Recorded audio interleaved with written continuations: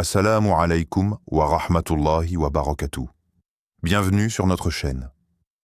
Ici, nous partageons des contenus enrichissants et inspirés par les enseignements islamiques pour nourrir le cœur, l'âme et l'esprit. N'hésite pas à t'abonner, aimer et partager nos vidéos afin de rejoindre notre belle communauté musulmane et de diffuser le savoir et la lumière d'Allah. Il arrive parfois que l'être humain fasse un geste simple, presque insignifiant, sans imaginer qu'il puisse contenir une dimension spirituelle ou juridique. L'histoire d'une personne ayant ajouté de la noix de muscade dans un plat sans connaître son statut religieux n'est pas seulement une question de cuisine. C'est le reflet de la relation intime entre le croyant et ce qu'il place dans son corps, temple confié par Allah.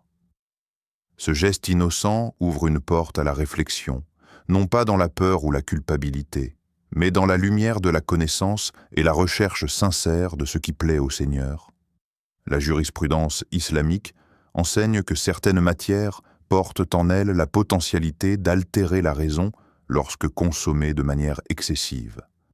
La noix de muscade, bien que couramment utilisée comme épice dans plusieurs cultures, fait partie de ces substances dont on a observé qu'en grande quantité, elle peut provoquer des états proches de l'ivresse. Ainsi, plusieurs avis religieux ont considéré qu'il fallait exercer une prudence particulière à son égard. Mais l'islam, dans sa sagesse, ne se limite jamais à une lecture brutale ou rigide. La question qui occupe les savants depuis longtemps est celle de la mesure. Qu'en est-il de la quantité minuscule utilisée seulement pour parfumer? Cette pincée qui ne change ni l'esprit ni l'état du cœur? Certains avis privilégient la précaution absolue et recommandent de s'en éloigner entièrement. D'autres, tout en reconnaissant son potentiel en grande dose, estiment qu'en proportion négligeable, elle n'a aucun effet nuisible et qu'il n'y a pas de blâme lorsque l'intention est pure et que l'usage reste limité à l'arôme. Cette divergence n'est pas un trouble, elle est une miséricorde. Car la loi d'Allah ne vient pas alourdir le quotidien du croyant, mais l'éclairer. Lorsque la personne découvre après coup la présence de muscade dans un repas déjà préparé, l'islam ne l'invite pas à l'angoisse. Il l'invite à la réflexion, au discernement et surtout à la confiance en celui qui connaît les secrets des cœurs d'Allah, dit dans la sourate Al-Baqarah. Allah n'impose à aucune âme une charge supérieure à sa capacité. Ce verset rappelle que la religion n'a jamais été un fardeau, mais un chemin de sagesse où chaque choix, même le plus discret, devient une opportunité d'élévation. Dans l'immense héritage de la jurisprudence islamique, il existe un principe précieux. La diversité des avis est une manifestation de la miséricorde divine.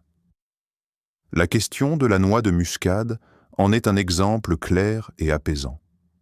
Lorsqu'une substance possède un potentiel d'intoxication en grande quantité, mais reste inoffensive en quantité infime, les savants ont naturellement exprimé des positions variées. Certains optent pour la prudence totale, tandis que d'autres observent l'usage réel dans la cuisine, mesurent l'impact, et concluent que la trace minuscule d'épices n'a aucun effet sur l'esprit, donc aucune interdiction stricte ne s'applique. Dans plusieurs comités juridiques, notamment parmi ceux qui ont longuement étudié la question, il est reconnu que la quantité négligeable, celle qui parfume sans altérer, ne provoque pas d'ivresse et reste dans la zone permise. Une pincée perdue dans une marmite ne peut être comparée à une consommation volontaire et massive. Cette distinction entre l'essence d'une substance et son impact réel est au cœur de la logique islamique. La divergence entre les savants n'est pas un signe de contradiction, mais un signe de profondeur.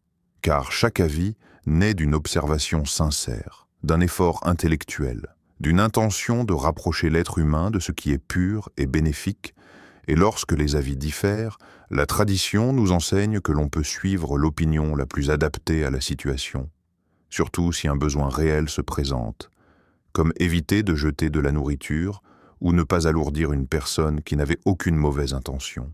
L'islam n'est pas une religion figée dans la rigidité, mais un chemin vivant, façonné par la sagesse, l'équilibre et la compassion.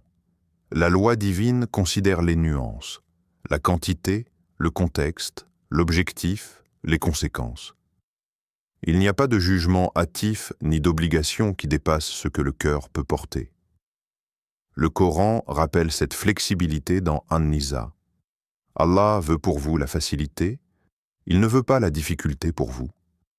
Ce verset éclaire l'esprit du croyant. Lorsque des avis divergents existent, ce n'est pas pour troubler, mais pour élargir la marge de paix et de confort dans la pratique.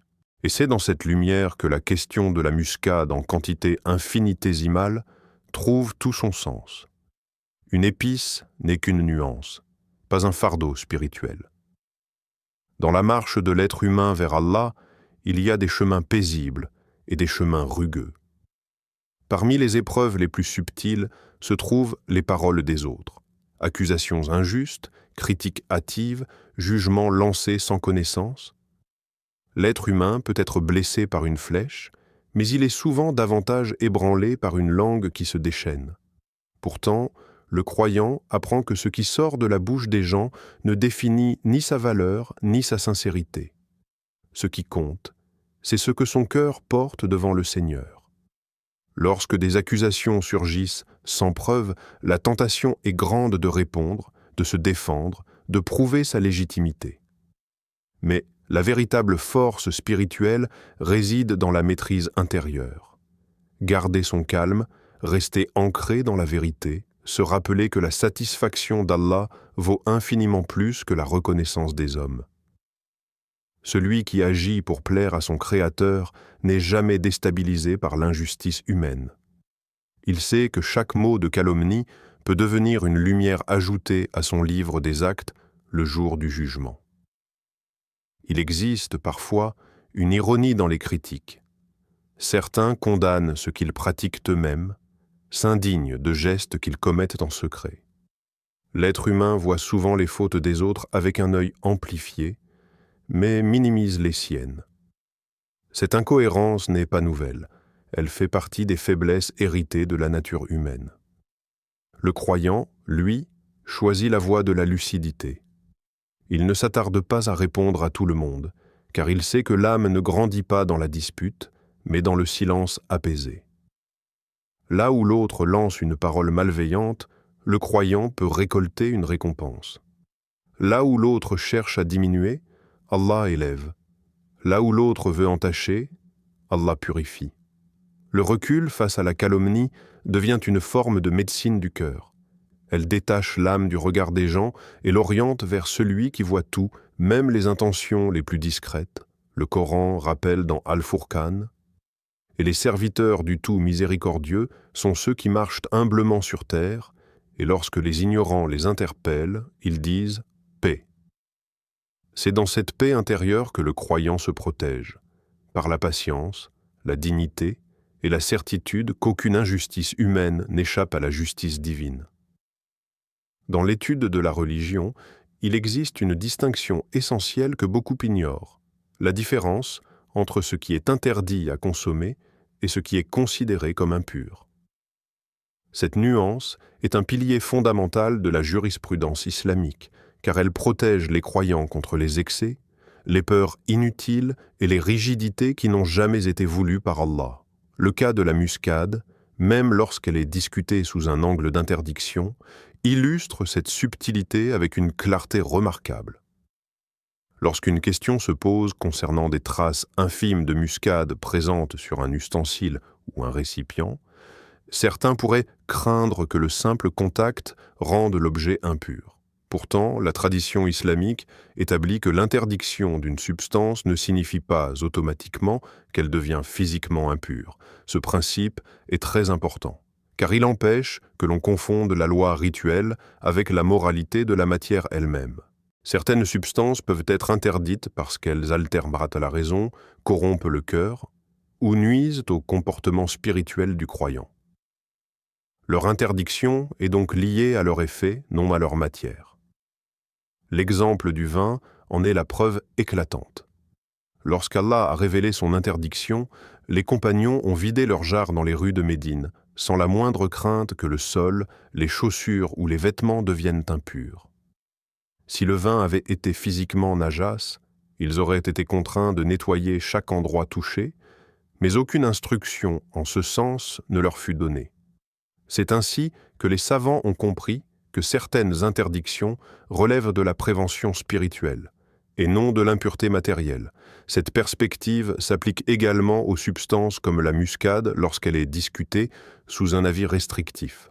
Même si certains choisissent presque la prudence et évitent son usage, sa présence résiduelle sur un ustensile, une cuillère ou un plat n'exige pas de purification rituelle. L'islam n'impose jamais de difficultés sans nécessité.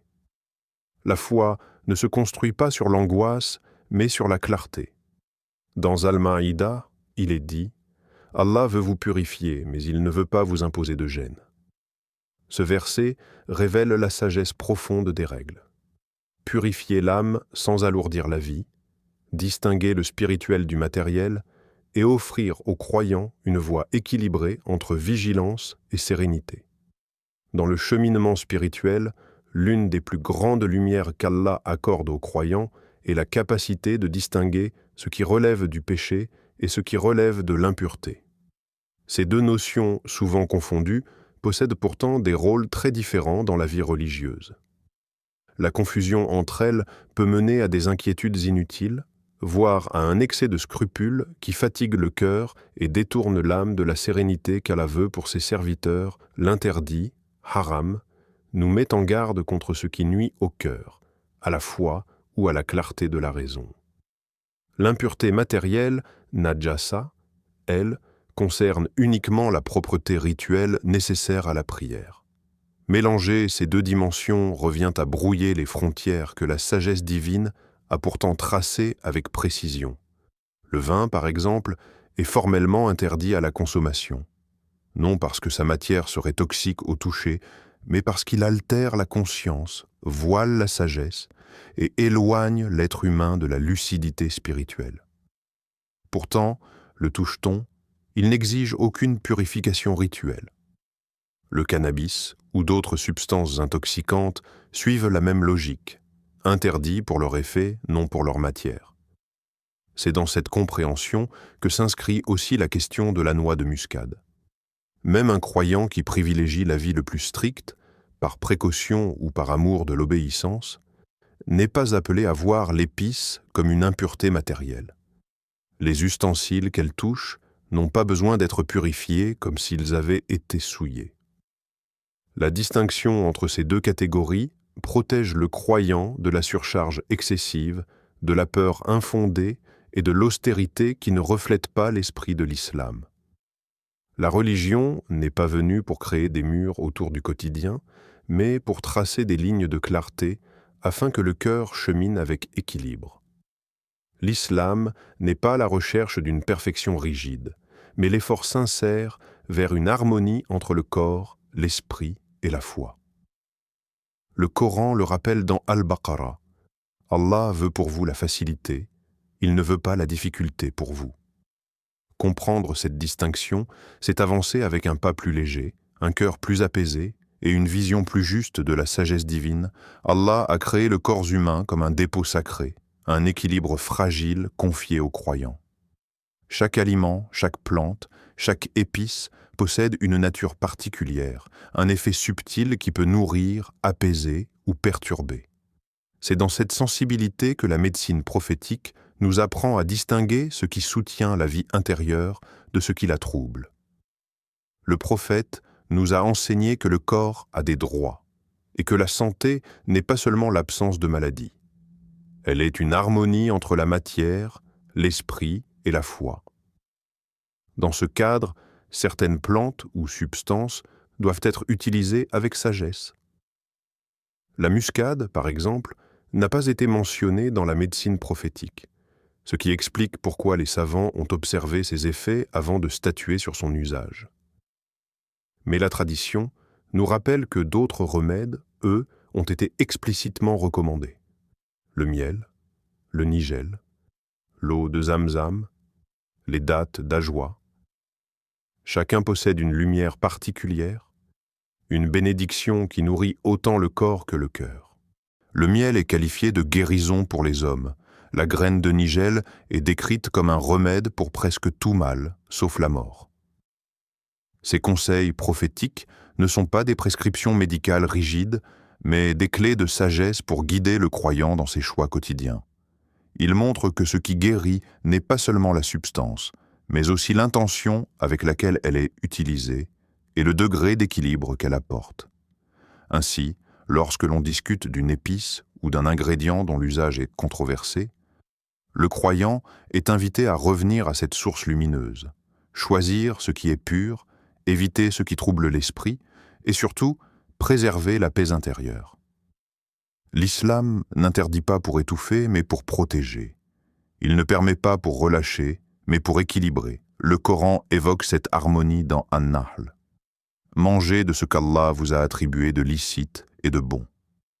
Ce verset relie l'alimentation à la spiritualité. Ce qui est licite nourrit le corps, ce qui est bon nourrit l'âme. Et lorsque le croyant s'efforce de choisir ce qui ne trouble ni sa santé, ni sa foi, il transforme chaque repas en acte de gratitude et chaque choix en acte d'adoration. Jazakallahu khayran pour avoir regardé cette vidéo. Assalamu alaykum wa rahmatullahi wa barakatuh. N'oubliez pas de vous abonner, aimer et partager pour soutenir notre chaîne et continuer à diffuser le savoir et les enseignements islamiques, que vos actions soient bénies et que cette chaîne vous inspire à chaque jour davantage dans votre foi et votre quotidien.